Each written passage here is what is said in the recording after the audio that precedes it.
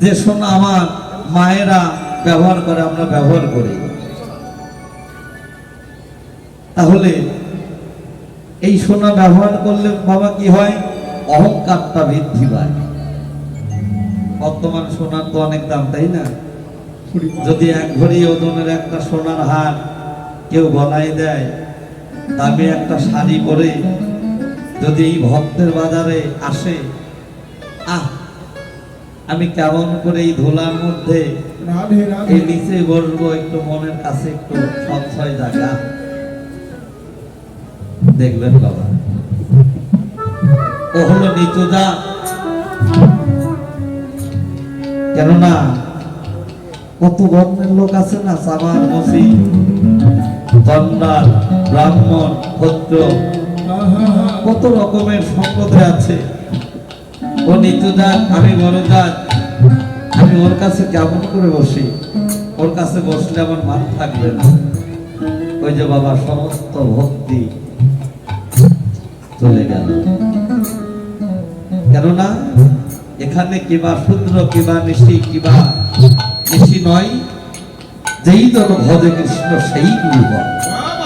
কিবা শূদ্র, কিবা নিশি, কিবা বিপ্র, কিবা নিশি নয়, যেই জন ভজে কৃষ্ণ। কেননা বাবা এখানে বিচার করার জায়গা নয়, এখানে সবাই সমান, কেউ বড় নয়, কেউ ছোট নয়। এই যে আষাঢ় শ্রাবণ মাসে দেখবেন নদীতে জোয়ার আসে, সেই জোয়ারে যত খাল, বিল, নদী, নালা, সেই জোয়ারে কিন্তু সব পরিপূর্ণ হয়ে যায় না? তখন দেখবেন ওই শুধু কি গরিবের বাড়ি তলায়, বড় লোকের বাড়ি তলায় না। যদি 30 ফুট উঁচু দিয়ে যদি সেই জল আসে, সেখানে সব একাকার হয়ে যায়। মেশে কোথায়? একমাত্র সাগরে গিয়ে। যে জগতে বাবা এখানে আমরা সবাই সমান, কেউ ছোট নয়, কেউ বড় নয়, সবাই আমরা একজনকে পাওয়ার উদ্দেশ্যেই এখানে বসেছি। মূল উদ্দেশ্য কি? ভক্তের সঙ্গ করা, সাধু সঙ্গ করা, কৃষ্ণ বলে দাদা গোবিন্দ চরণেই দেহখানা আত্মনিবেদন। এটাই হলো এই তো বাবা সোনা, এ জগতে সোনা বলে কি দিলে? সোহাগা দিলে। সোহাগা দিলে সোনা গলে, কিন্তু আমার গৌ সোনা কি গলে বাবা? এ জগতে গৌ সোনা গলে? মহাজন বললেন এ জগতে গৌ সোনাও গলে। কি দিলে? ভক্তের প্রেম ভক্তি, ভক্তের নয়নজল প্রেম ভক্তি সোহাগা যদি একবার কেউ ওই গৌর চরণে লাগাতে পারে, এই জগতে ভক্তের সেই প্রেম ভক্তি নয়নজল সোহাগার কাছে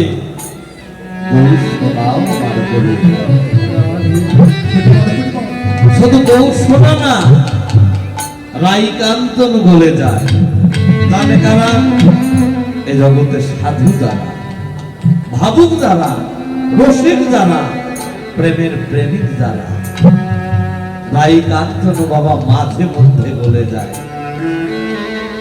অমাবস্যা পূর্ণিমাতে যোগের মানুষ যোগ ধরে বসে থাকে।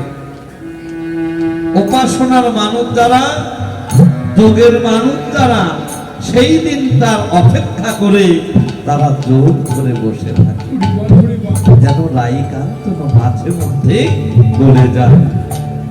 এই তো মহাজন বললেন ভক্তির সোহাগা প্রেম দুটি নয়নের জলে ভেসে ভেসে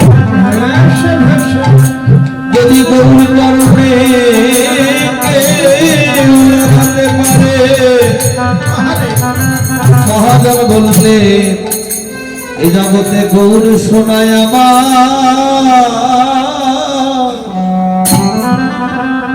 আমার বলে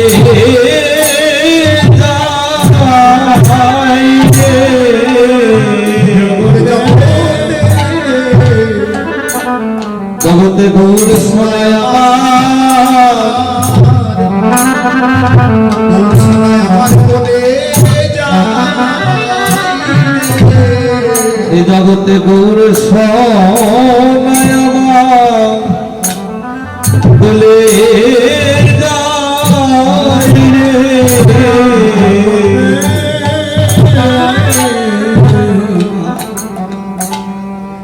আমার গৌর সোনা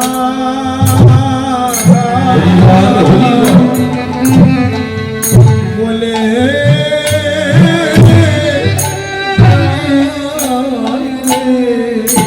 ওরে গলি গলি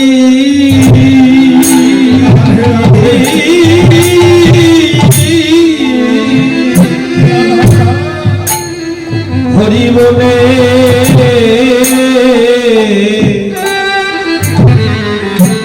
কেন গৌর সোনায় আমার বলে যাই রে।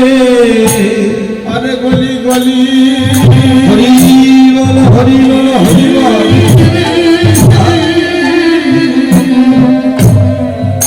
হরি বলি আমার গৌর সোনা বলে যাই রে। ওরে ভক্ত রঙ্গ ভক্ত রঙ্গ জড়াইয়ে ধরলে জগতে গৌর সোনায় আমার বলে যাই রে। ভক্তজঙ্গ হরি বল হরি বল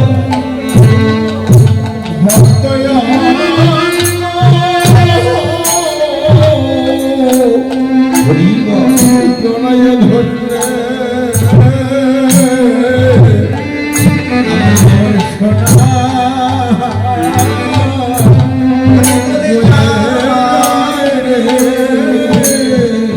ওরে বলি বলি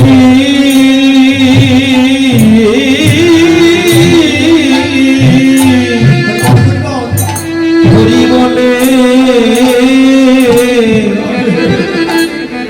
যেন গৌর সোনায় আমার বলে যাই রে। গলি গলি গলি গলি আহা, গলি বলে এ জগতে আমার গৌর সোনা বলে আরে বলি বলি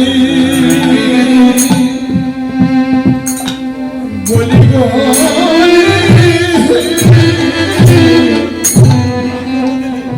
বলে আমার ঘর সোনা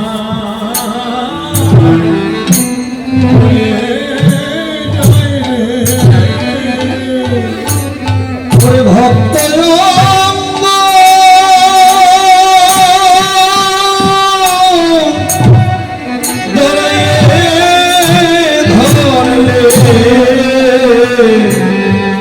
এ জগতে গৌর সোনায় আমার বলে যাই রে।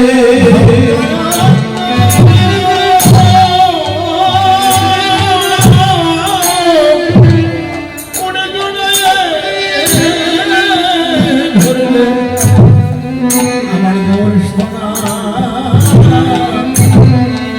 সোনা বলে ভক্তের অঙ্ক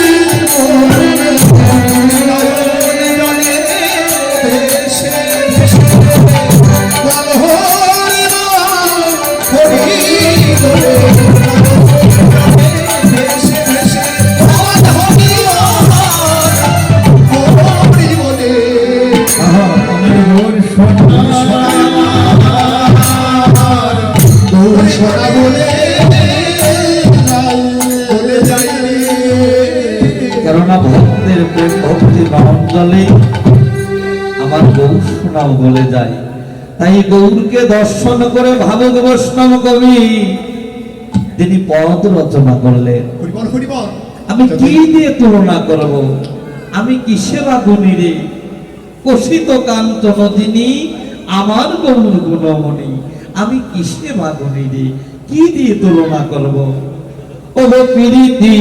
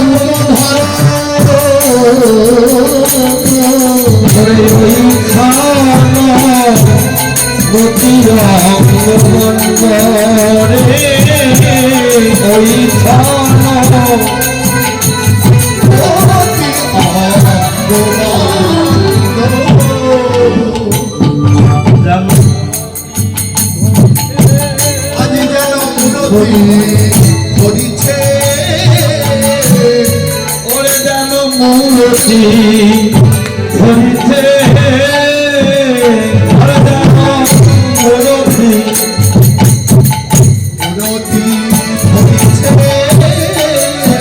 ওই না ভাবময়ী রাধা রানীর মূরতি ধরিতে।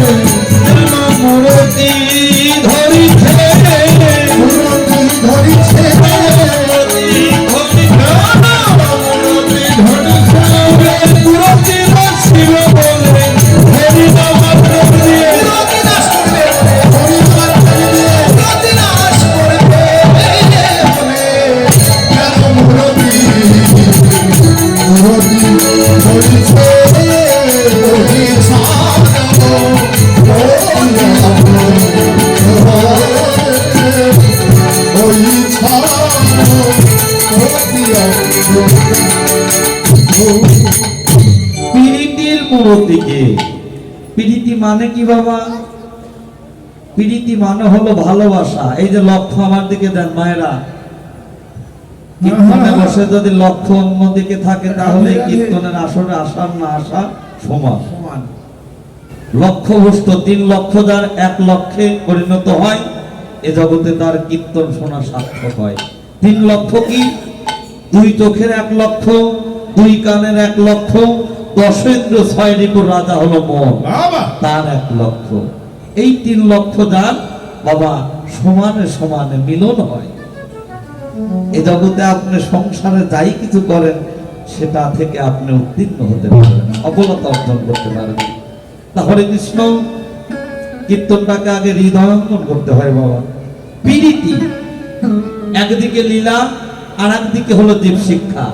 এই যে লীলা আমরা অষ্টকালীন শুনি, এই লীলা কোন যুগে করেছিল? দাপর যুগে। তাহা প্রকাশ হলো আগত কলিযুগে। কেন এই লীলা কেন প্রকাশ হলো? জগৎ জীবকে মুক্তি করবে বলে, জগৎ জীবকে উদ্ধার করবে বলে এই কলিযুগে লীলা গৌরাঙ্গ মহাপ্রভু তিনি প্রকাশ করলেন। দুই দেহ এক দেহ হয়ে, ভিতরে কৃষ্ণ বাহিরে রাধা, রাধা কৃষ্ণ মিলিত তনু গৌর হরি। তাহলে প্রীতির মূলতে কি? প্রীতি মানে কি? প্রীতি মানে হলো ভালোবাসা। কোন ভালোবাসা? আমার মা আমার বাবাকে ভালোবাসে, আমার বাবা আমার মাকে ভালোবাসে, আমি আমার বোনকে ভালোবাসি। এই ভালোবাসা একটা ছেলে একটা মেয়েকে ভালোবাসে, এই ভালোবাসা বাবা। তাহলে কোন ভালোবাসা? যে ভালোবাসার মধ্যে নাই কোনো কাম কামনা, যে ভালোবাসার মধ্যে নাই কোনো লোভ লালসা, যে ভালোবাসার মধ্যে নাই কোনো আত্মসুখ, সেই পবিত্র ভালোবাসা। রজকিনী রূপ কিশোরী স্বরূপ, কাম গন্ধ নাহি তাই। রজকিনী প্রেম বিকাশিত হে বরতঙ্গী দাসে গায়। যে দনে যুবতী কুলবতী সতী, সুশীল সমতি যা হৃদয় মাধরে মাধরে নায়ক লুকিয়ে ভব নদী হয় পার। ব্যভিচারী নারী, ব্যভিচারী নারী না হয় কান্দারি। নায়ক বাছিয়া লয় তার অবসায় পরশ করিলে, এই পুরুষের ধর্ম সবই যাবে। বুঝতে পেরেছেন? রজকিনী রূপ কিশোরী স্বরূপ, কাম মন্দ নাহি তাই। রজকিনী প্রেম বিকশিত হে বরতন্ডী দাসে গায়। যেজন যুবতী কুলবতী সুতি, সুশীল সমতি যা হৃদয় মাধারে নায়ক লুকায়। নায়ককে? নায়ক হলো একমাত্র অনাদি আদি গোবিন্দ। প্রত্যেকটা দেহের মাঝে আছে কোন রূপে? বিন্দু রূপে। দেহের মধ্যে কৃষ্ণধন বিন্দু রূপে রয়। গুরুর কাছে তত্ত্ব জেনে সাধন ভজন কর। পিতৃধন হয় দেহের রাজা, ঠিক রাখতে পারলে তুই হবি রাজা। তোর দেবতাগণ করিবে পূজা, হবি প্রেমের মহাজন। তাহলে বাবা, আমরা যে ধর্মই করি, যাই কিছু করি, আমাদের মূলের ঘরটা ঠিক রাখতে হবে। সেই কৃষ্ণহান ধন প্রেম করব কার সঙ্গে? মহাজন বললেন সম্বন্ধ লইয়া ভজে, তাহে কৃষ্ণ নাহি তেজে, আর সব জীব মরে অকারণ। সে সমস্ত নাহিদার বিধায় জনমতার কি করিবে এই বিদ্যা কুলেছে। সদ্গুরু সঙ্গ ধরো। সদ্গুরু কি?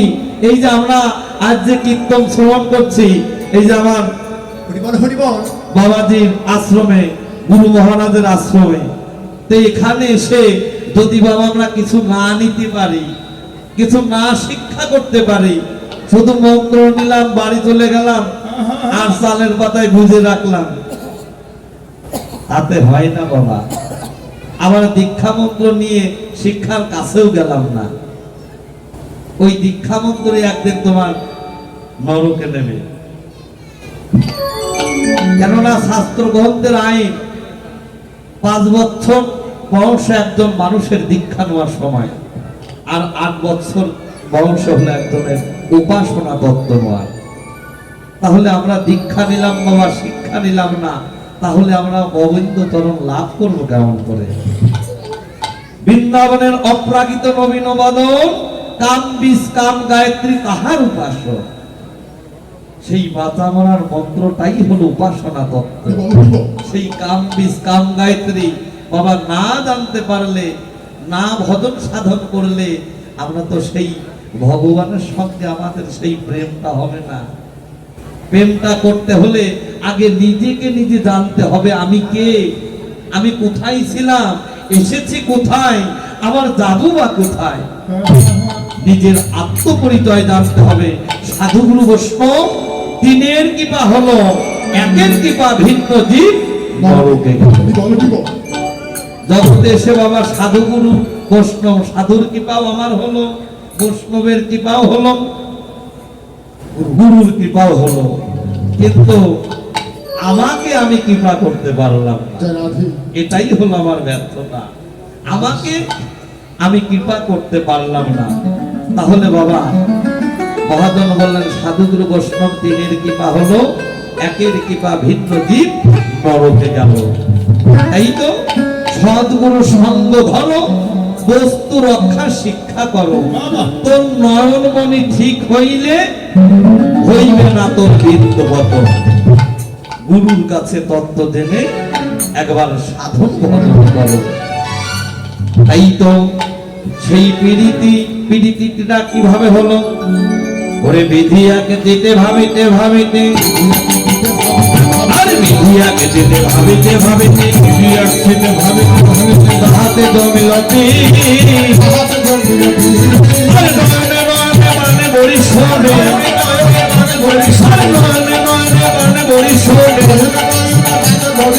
হাতে রমিলনি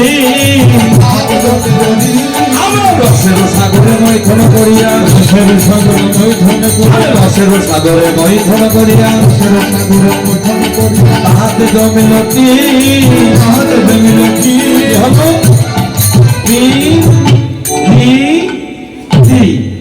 এই তিনটে কথার অর্থ না জেনে বাবা এ জগতে যে করে প্রীতি, কেননা প্রীতি হয় এহ জগতের প্রীতি। ছেলে বিয়ে দিলে, মেয়ে বিয়ে দিলে বিয়ে পাওয়া যায়, একটা কাঁঠাল কিনে নিয়ে বিয়ে বাড়ি যাওয়া যায়, এই প্রীতি হয়, কিন্তু ওই প্রীতি হয় না। একমাত্র সেই প্রীতি করতে হবে কেমন করে? ওরে সহজ প্রীতি দিবে না সম্ভবে, সহজ মানুষ সহজ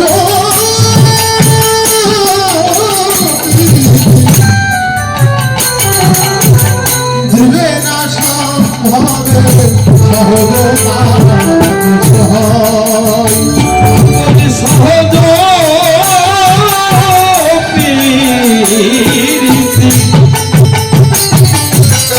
দিবে না সম্ভবে, সহজ মানুষ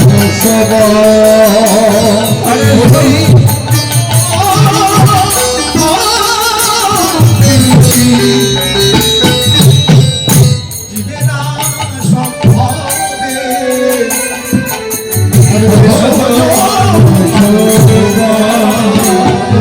তুই প্রীতি করবি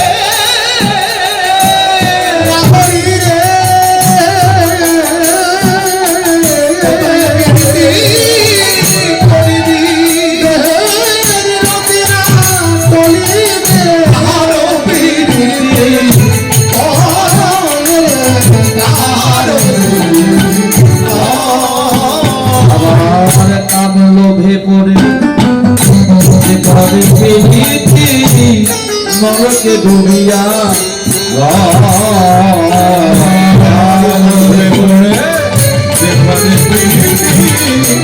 নরকে ডুবিয়া আমার কান লোভে পড়ে যে করে প্রীতি, ওই নর নরকে ডুবিয়া আর কাম লোভে পড়ে যে মারে প্রীতি নরকে ডুবিয়া এই দেহের কামে লব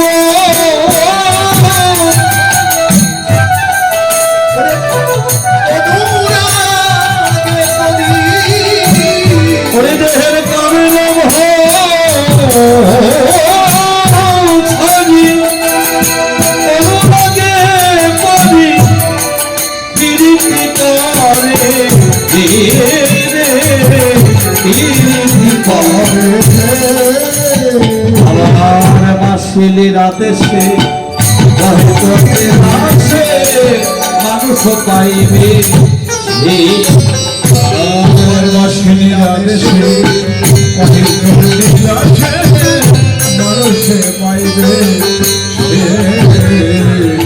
মাসিলির আদেশে কহে দণ্ডে দাসে মানুষও পাইবে সে। তাহলে বাবা কোন মানুষ? এই মানুষের মধ্যেই আর একটি মানুষ রয়েছে। সেই মানুষকে কি কখনো আমরা খুঁজে দেখি? এ জগতের মানুষ যাই গয়া, কাশী, নবদ্বীপ, বৃন্দাবন, হরিদ্বার মন্দিরে মসজিদে আমার ভগবানকে খুঁজতে যায়, কিন্তু ভগবান বললেন আমি মন্দিরেও থাকি না, মসজিদেও থাকি না, আমি ওই তীর্থধামেও থাকি না। আমি থাকি কোথায়? আমি যোগীর হৃদয়েও থাকি না, আমি বৈকুণ্ঠেও থাকি না, আমি থাকি কোথায়? ভক্তের হৃদয় মন্দিরে।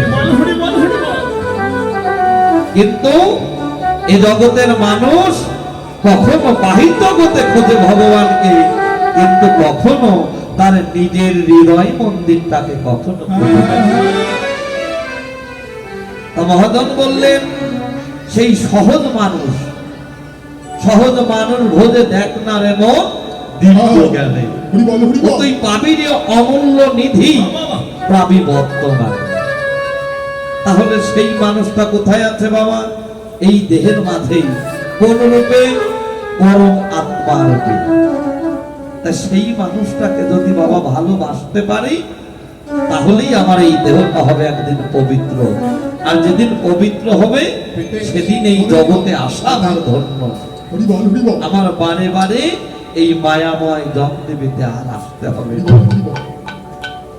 পীড়িতির মনতে গিয়ে অরূপ স্বরূপ ধর, রূপ স্বরূপ ধর, ওই সম প্রতি অঙ্গবন্ধ ওরে আজ কি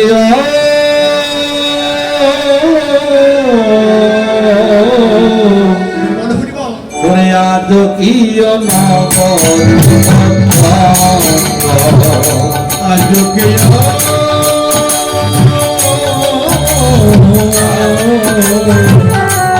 আজ কি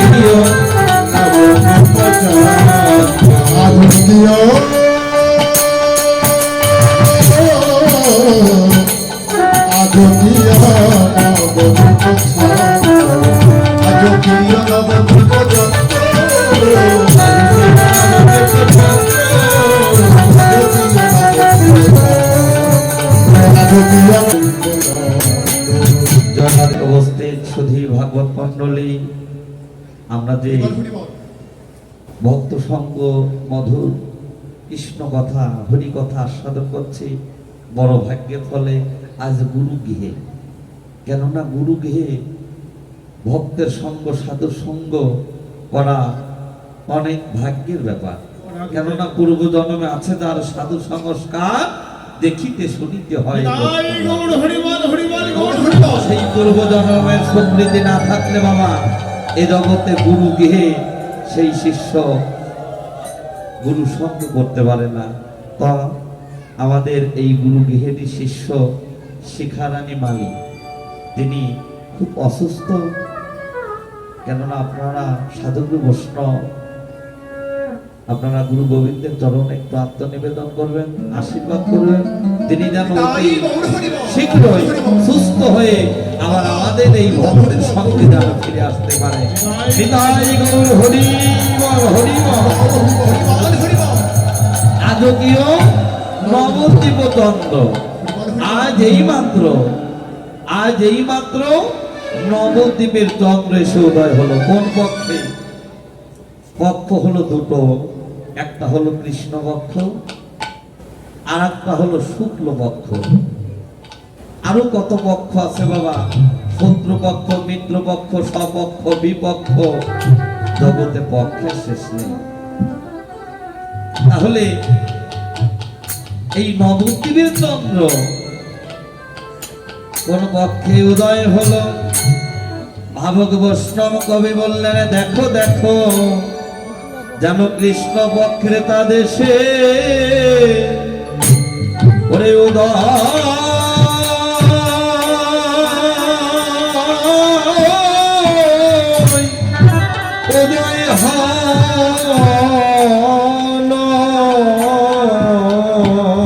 তোমরা দেখো না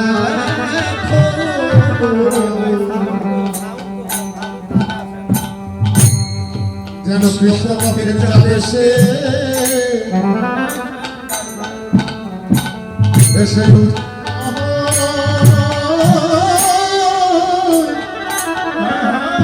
এসে উদয় হলো। ওরে জীবের কৃষ্ণ পক্ষে, ওরে জীবের কৃষ্ণ পক্ষে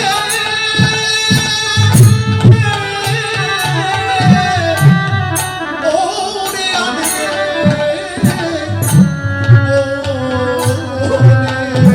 হরিবল হরিবল। কৃষ্ণ পক্ষে যা দেশে এসে উদয়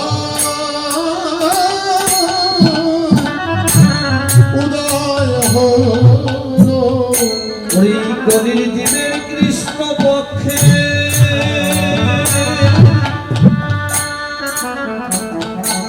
কৃষ্ণ পক্ষে আনবে বলে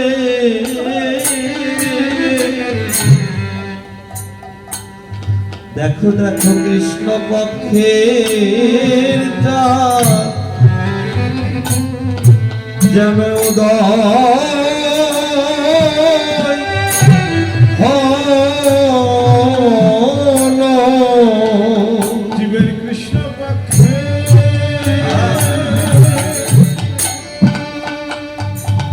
জীবের কৃষ্ণ পক্ষে হরিবল। ওরে আমি বলে একজন একজন করে গাও।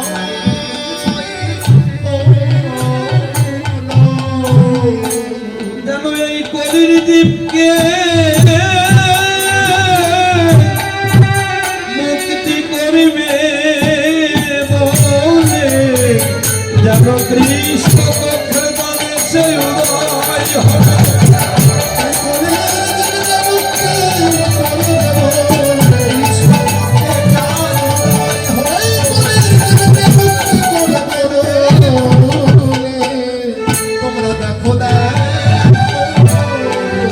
দেখো দেখো কৃষ্ণ পক্ষের চাঁদ এসে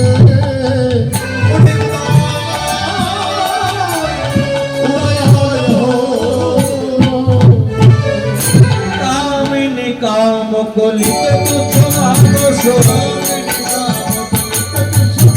আর কামিনী কাম কলিতে তুচ্ছ মানুষ,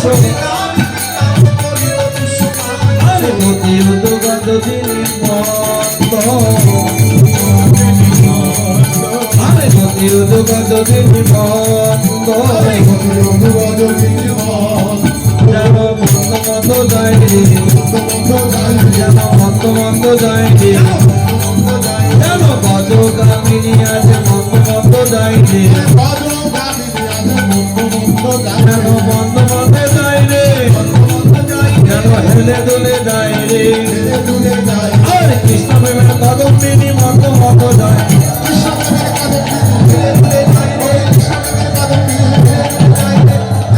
মন্দ মন্দ যাই কৃষ্ণ প্রেমে পদম দেবী মন্দ মন্দ যায়।